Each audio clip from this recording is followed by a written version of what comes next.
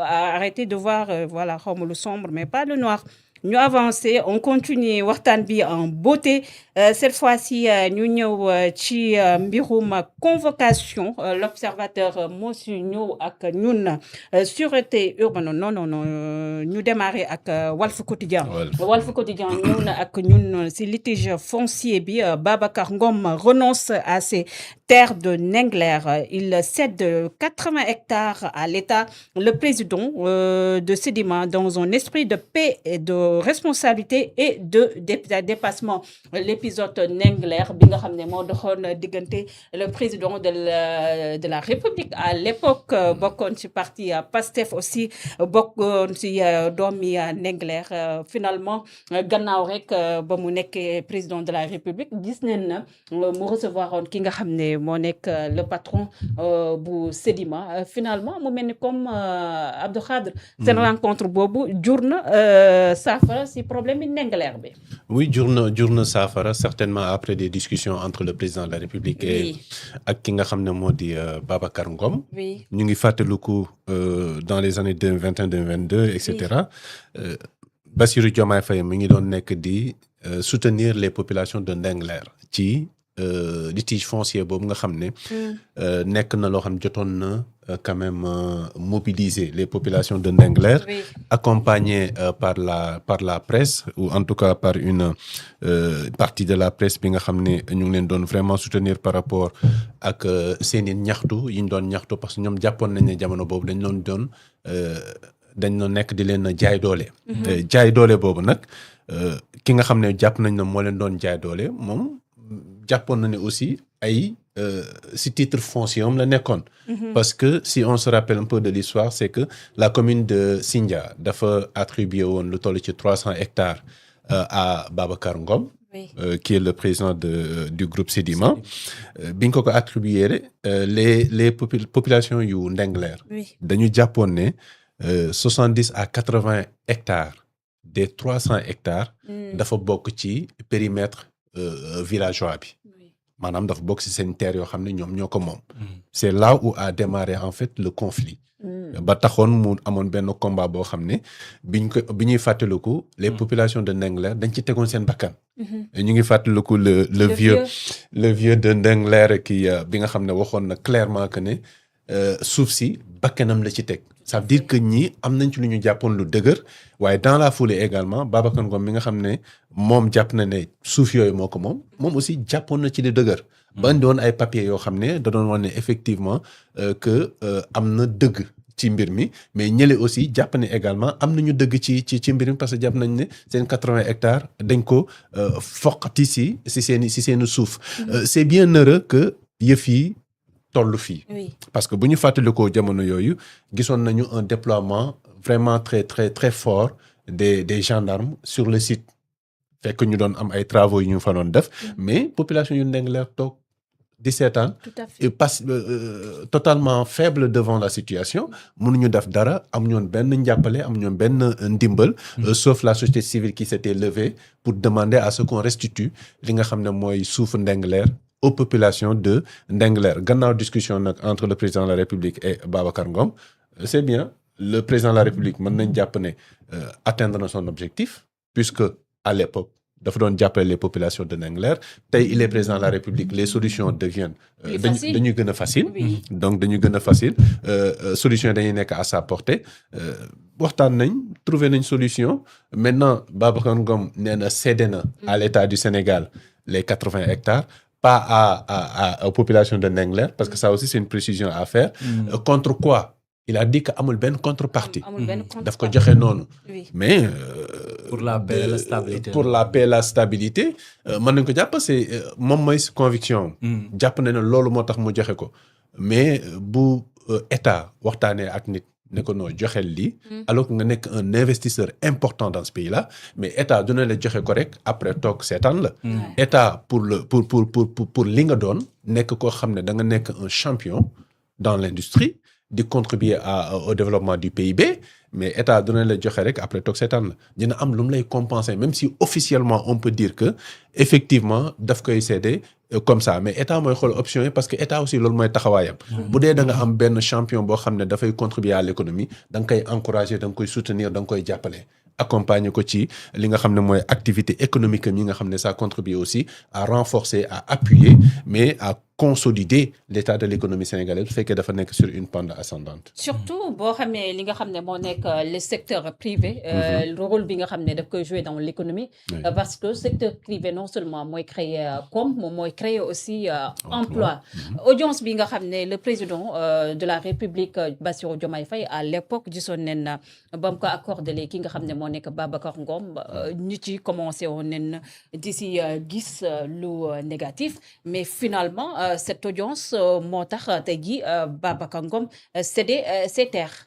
moo tax mu cédé. donc il faut aussi que les populations xam carrément le rôle bi nga xam ne peut-être nos politiques wala sax l'État central des fois daf koy jouer. c'est en fait dafa am lu am solo loo xam ne dafa jar a bàyyi xel. gis nga njàpp coow lu mu tar lu mu tàng ci waxtaan lañ koy saafarawee. dëgg la de.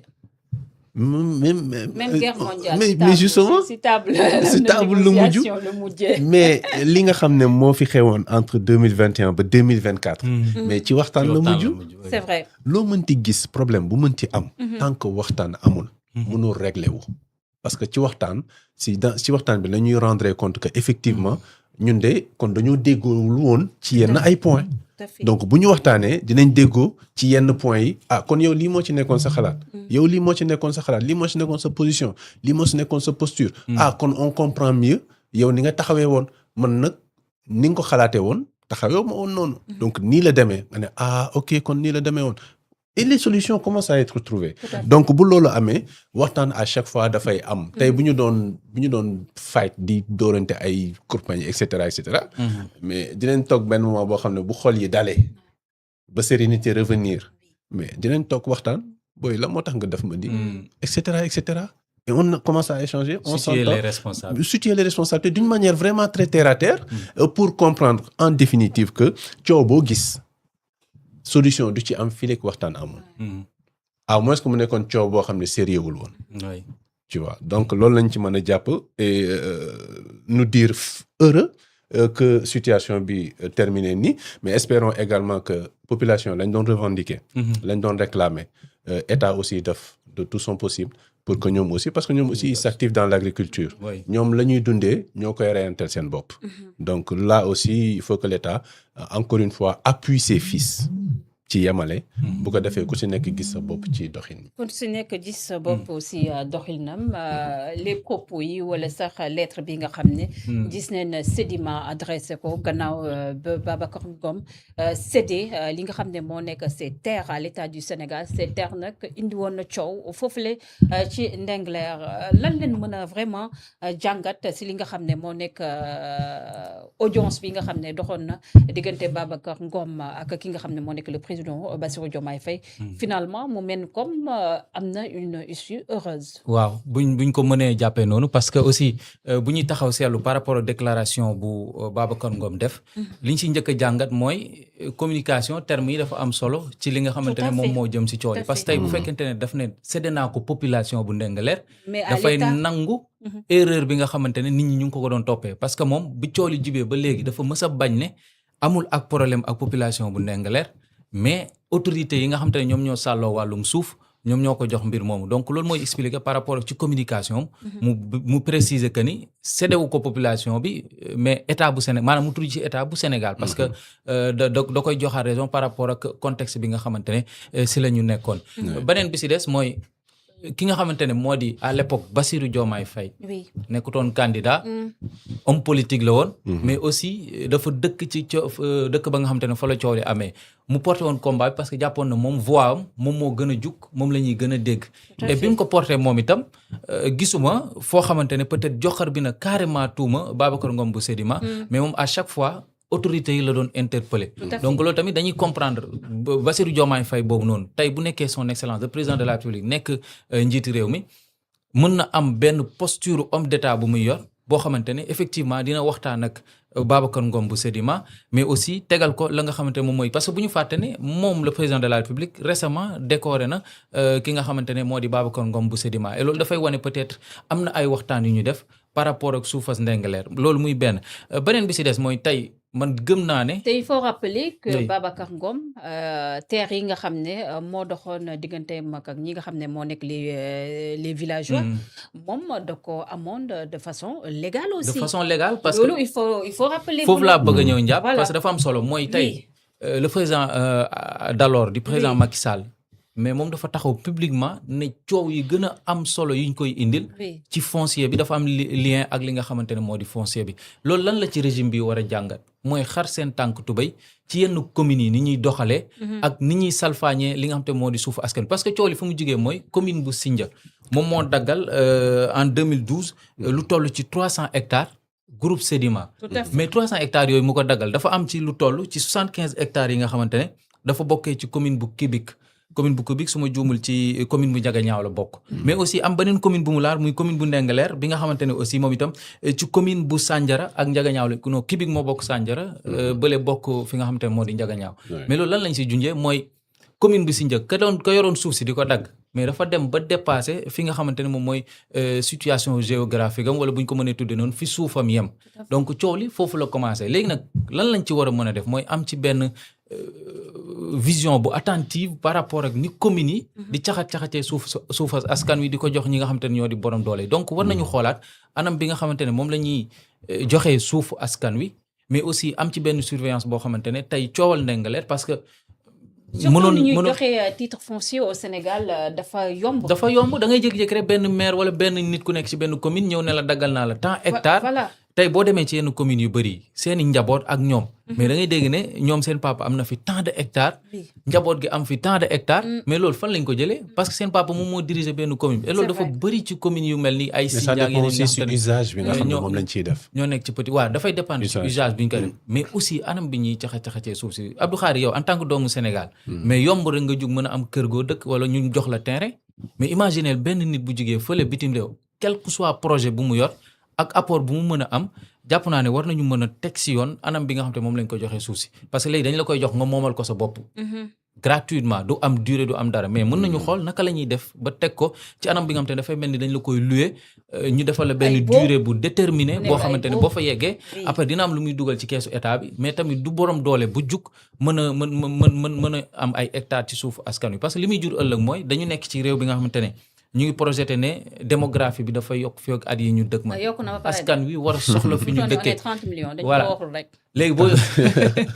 gars yi de wax nañ ko keroog bu ñuy accueillir mais lions c'est yi vrai en plus. ñu ne nañu xoolaat recensement wu kii. nañu xoolaat recensement yi. mais ñi accueillir Lions yi c'est pas un bon baromètre pour déterminer ah mais la Abdou population Khadre du bien Sénégal. sûr Abdou li Khadre génn ak dafa li des si newoon kër yi moo Abdou Khadre, déjà, lu génn ne représente même pas le Sénégal. Sénégal. Il ne représente même pas le Sénégal. Abdou Khadre, peut-être exagéré, non? Nan 30 millions, mais Abdou Khadre, 25 millions moom. def nañ ko. mais Vraiment. loolu nag moom mooy laaj ñu anticiper xool anam bi ñuy joxee suñu suuf si bañ dëkk di ko dëgtal borom doole yi mais aussi gestu askan wi nga xam te ne ñoo ko yoro léegi nag beneen bi si des moom mooy